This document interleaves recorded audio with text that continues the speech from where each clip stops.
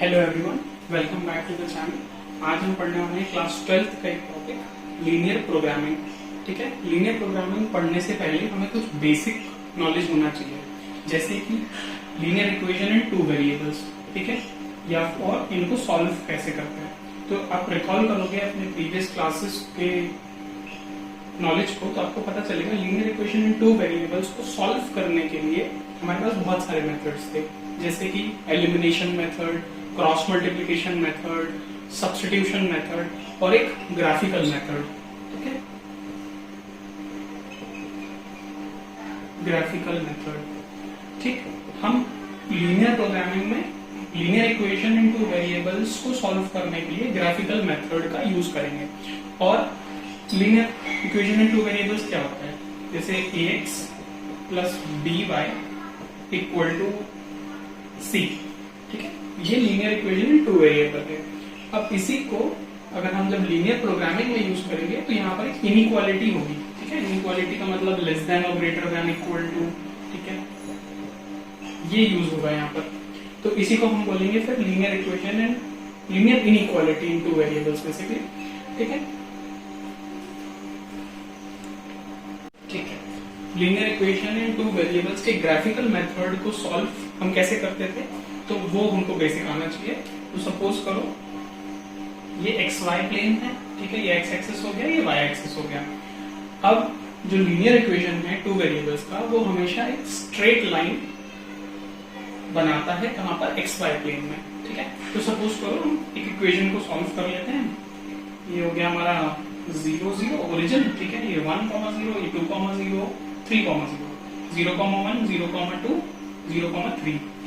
Suppose करो एक हमको इक्वेशन दिया हुआ है जिसको हमें सॉल्व करना है, x plus Y equal to 2। ठीक है, हम इसको कैसे सॉल्व करते हैं या फिर हम इसका ग्राफ कैसे बनाने वाले हैं। तो सबसे पहले x ये हो गया y। ठीक है, पहले हमने x को 0 मान लिया तो y की वैल्यू हमको 2 मिल गई। ठीक है, हमने y को 0 मान लिया तो x की वैल्यू हमको 2 मिल गई। ठीक है, तो दो पॉइंट्स जो हमको मिल गए वो क्या होंगे, एक हो गया ये 2 0 और एक पॉइंट हो गया हमारा ये 0 2। ठीक है, बस इन दोनों पॉइंट्स को हम ज्वाइन कर देंगे तो ये हमारी स्ट्रेट लाइन बन गई। ये क्या डिपेक्ट करेगी, x plus Y equal to 2। ठीक, अब हमने क्या बोला था कि हमको यहाँ पे इनइक्वालिटी यूज होगी। इनइक्वालिटी इसी चीज में अगर हमको यूज करना है तो कैसे, सपोज करो जो हमको क्वेश्चन दिया होता है x plus Y equal to 2 ना देके हमको दिया हुआ था x plus Y is greater than equal to 2। ठीक है, x plus Y is greater than equal to 2। तो हम किस तरफ शेड करेंगे, बेसिकली हमको शेड भी इसमें करना है क्योंकि ये इनइक्वालिटी है। तो कौन सी तरफ का रीजन शेड होगा वो समझने के लिए कुछ ना करो, ये कोई भी एक पॉइंट मान लो। सपोज करो ये जो हमारी लाइन हमने स्ट्रेट लाइन खींची है उसके लेफ्ट साइड में एक पॉइंट मान लो, एक राइट साइड में पॉइंट मान लो। एक लेफ्ट साइड में पॉइंट हो गया 1 0।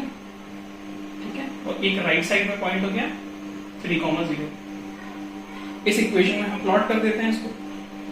x वो जो है 1 है और y जो है वो 0 है। तो x 1 plus 0 is greater than equal to 2, तो ये तो गलत बात है, ये नहीं है। और जब हमने इस पॉइंट को प्लॉट किया तो 3 plus 0 is greater than equal to 2, तो हाँ ये सही बात है। मतलब ये किस तरफ का रीजन शेड होना चाहिए, इस तरफ का।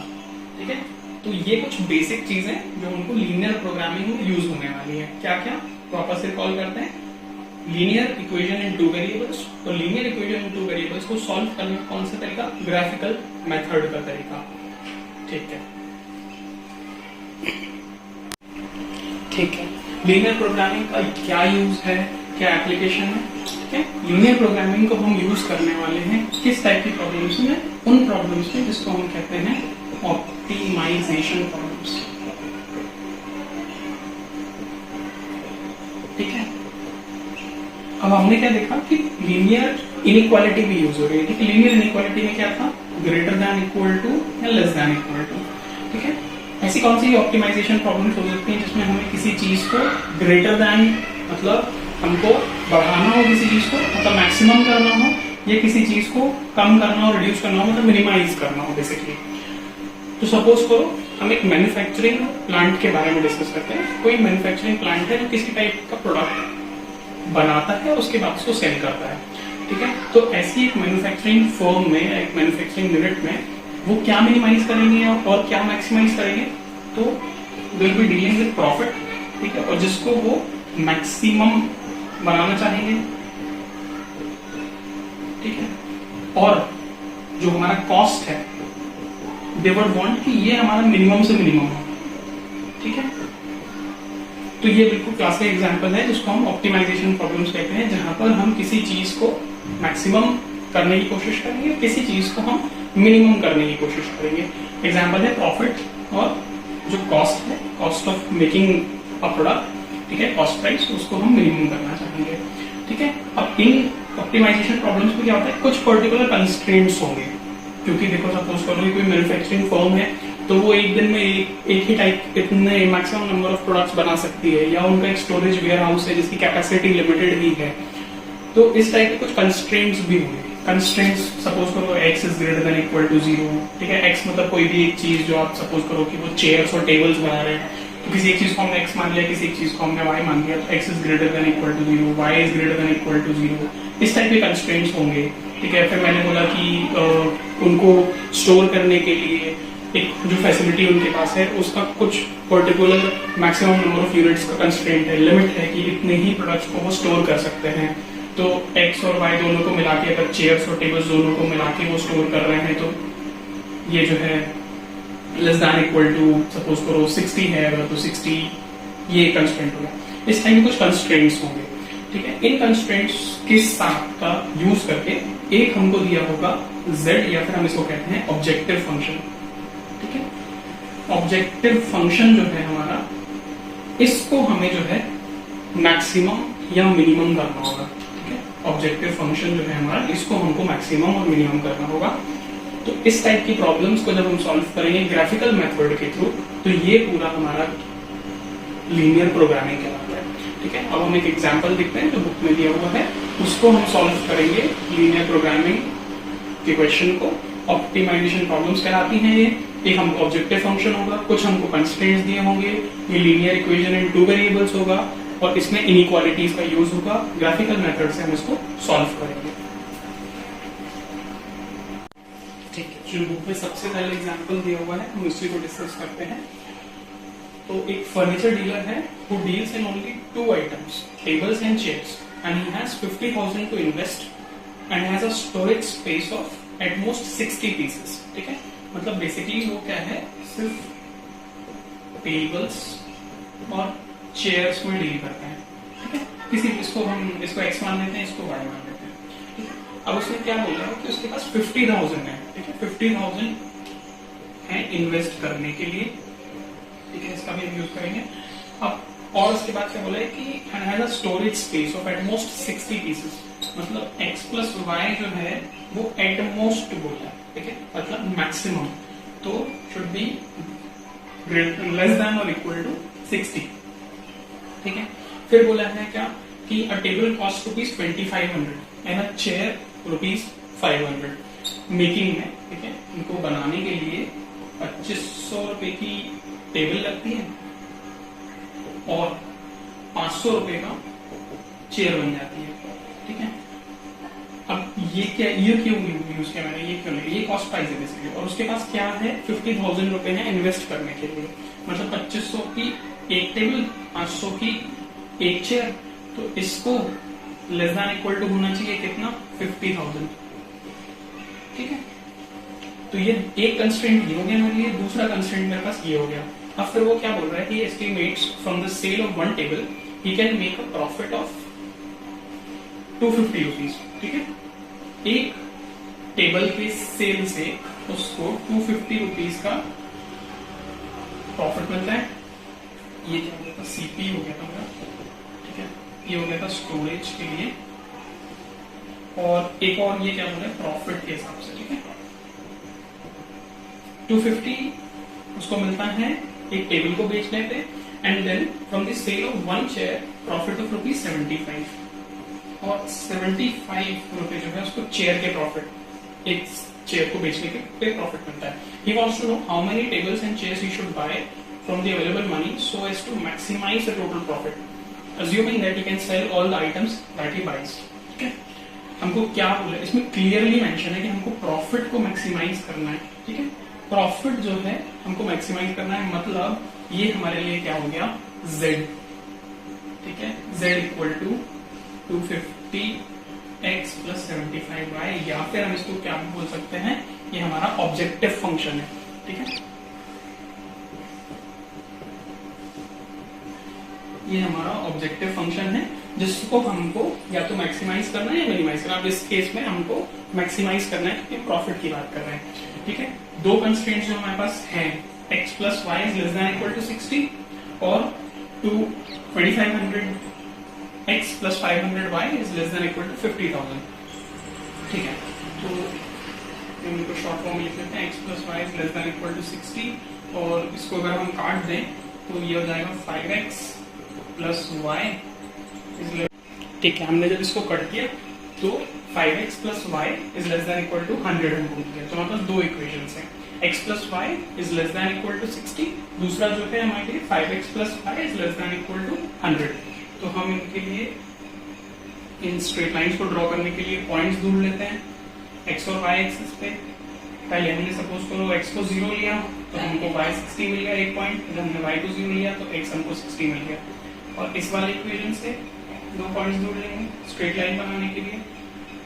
जब हमने x को 0 लिया तो y हमको 100 मिल गया, जब हमने y को 0 लिया 5 नीचे जाएगा, x हमको 20 मिल गया. ठीक है, तो हमारे पास दो पॉइंट्स, दो स्ट्रेट लाइंस के मिल चुके हैं, हमारे पास 4 पॉइंट्स मिल गए हैं. अब क्योंकि हम क्या करने वाले हैं, x और y दोनों स्ट्रेट लाइंस को प्लॉट करने वाले हैं कहाँ पर, एक ग्राफ पे जिसमें x और y दोनों ग्रेटर देन इक्वल टू 0 हमको पहले से दिए हुए हैं. तो हम सिर्फ फर्स्ट क्वार्टर की बात कर रहे हैं. ठीक है, तो हम वही ड्रॉ कर लेते हैं बस.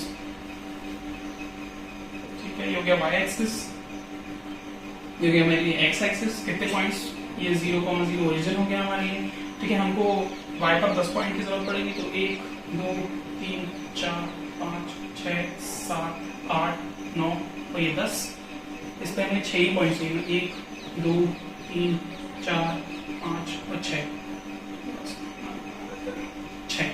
60,0 ये हो गया पॉइंट, ये है 0,10 वाला पॉइंट, और एक हमको 0,60 पॉइंट चाहिए पड़ेगा, एक हमको 20,0 वाला पॉइंट चाहिए.